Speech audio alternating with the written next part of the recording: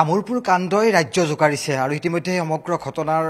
প্ৰায় 5টা দিন সময় উকলি গৈছে আৰু আজি দণ্ডাধীশ পৰ্যায়ৰ এক তদন্ত কমিটি ঘোষণা কৰা হৈছে আৰু গোটেই দিশটোক লৈ দুই পক্ষ এই মুহূৰ্তত দুই স্থিতিত অটল হৈ আছে আৰক্ষী নিজাববীয়াকৈ তদন্ত আৰম্ভ কৰিছে আৰু এই মুহূৰ্ততে তামোলপুৰ জিলাৰ যিগৰাকী আয়ুক্ত এই মুহূৰ্তত পংকজ চক্ৰৱৰ্তী মহোদয় মোৰ লগত আছে আৰু তেওঁ বিশেষভাৱে এই বিষয়টোত কিছু হস্তক্ষেপ কৰাও আমাৰ দৃষ্টিগোচৰ হৈছে কেইবাটাও দিশ আহিছে ছাৰ আৰু গোটেই ঘটনাটো দুৰ্ঘটনা বুলি প্ৰথমে যিহেতু অনুমান কৰা হৈছিল পৰিয়াললৈকে ভয়ংকৰ অভিযোগ আনিছে মানে প্ৰি প্লেন মাৰ্ডাৰ বা মৰেল পুলিচিঙৰ কথা কৈছে এই কথাষাৰ পিছলৈকে আহিছে আমি মিডিয়াত দেখিবলৈ পাইছোঁ বা বিভিন্ন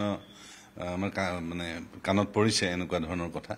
কিন্তু প্ৰথমতে এনেকুৱা কথাৰ অৱতাৰণা হোৱা নাছিল আৰু এইটো আমি এটা এক্সিডেণ্ট কেছ বুলিয়ে ভাবিছিলোঁ আৰু তাৰপিছত ইতিমধ্যে পুলিচত এটা গোচৰ ৰুজু কৰা হৈছে আৰু লগতে এই সকলো কথা চালি জাৰি চাই আমি এটা দণ্ডাধীশ পৰ্যায়ৰ তদন্তৰো আমি এটা নিৰ্দেশ জাৰি কৰিছোঁ আৰু ত্ৰিলিনা টাইড আমাৰ কাৰ্যবাহী দণ্ডাধীশ তেখেতে এই তদন্তটো আৰম্ভ কৰিছে আৰু এই তদন্তটোত আমি সকলো দিশ সামৰি তেখেতক এটা ৰিপৰ্ট দিব দিছোঁ এইটোও চাব লাগে যে আমাৰ যিটো আমাৰ ৰাস্তা আছে সেই ৰাস্তাত কিবা টেকনিকেল ফল্ট আছে নেকি বা এনেকুৱা কিবা বেলেগ কাৰণ হ'ব পাৰে নেকি যাৰ কাৰণে মৃত্যু ঘটিছে বা তাত কিবা স্পীড ব্ৰেকাৰ্ছ বা এনেকুৱা ধৰণৰ দৰকাৰ আছিল নেকি এই সকলোখিনি সামৰি আমাৰ তদন্ত হ'ব আৰু মৃত্যুৰ কাৰণটো জনাৰ ক্ষেত্ৰত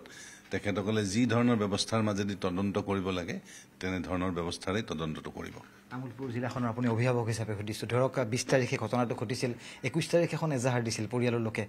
ৰেজিষ্টাৰ হোৱা নাছিলে কেছ প্ৰথম অৱস্থাত তাৰপিছত সংবাদ মাধ্যমলৈ ৰ'বলগীয়া হ'ল তামোলপুৰ আৰক্ষী এনে অভিযোগৰ কথাখিনি কৈছোঁ ক'ৰবাত আপোনাৰ চকুত তেনেকুৱা ধৰণৰ যিকেইটা ভিডিঅ' ভাইৰেল হৈছে তাত বহু এম্বিয়েঞ্চ আহিছিল মাৰ ধৰ ক'ৰবাত লাগে মৰেল পুলিচিঙৰ আমি এতিয়ালৈকে কোনো এটা ভিডিঅ'ত আমি ৰাইজে আক্ৰমণ কৰা ভিডিঅ' মোৰ দৃষ্টিগোচৰ হোৱা নাই আৰু এনেকুৱা কোনো ধৰণৰ ছাবষ্টেঞ্চিয়েল প্ৰুফ আমাৰ হাতত পৰা নাই যে ৰাইজে তেওঁক মাৰধৰ কৰিছে সেইকাৰণে আমি নিৰপেক্ষ তদন্ত এটা দিছোঁ যদি এনেকুৱা ধৰণৰ কথা কিবা থাকে নিশ্চয় তদন্তৰ মাজেৰে এই কথাখিনি ফটফটীয়া হৈ ওলাই আহিব আৰক্ষীয়ে ছাৰ ষ্টেটমেণ্ট লৈছে লগত অভিষেকৰ 4 সতীৰ্থ আছিলে তেওঁলোকে স্পষ্টভাৱে কৈছে যে তেওঁক আক্ৰমণ কৰা হৈছিল তেওঁলোককো আনকি বাধ্য কৰা হৈছিল গাড়ীৰ ভিতৰত আবদ্ধ কৰি ৰাখিছিল এই ষ্টেটমেণ্টখিনি খুব গুৰুত্বপূৰ্ণ হ'ব নেকি ছাৰ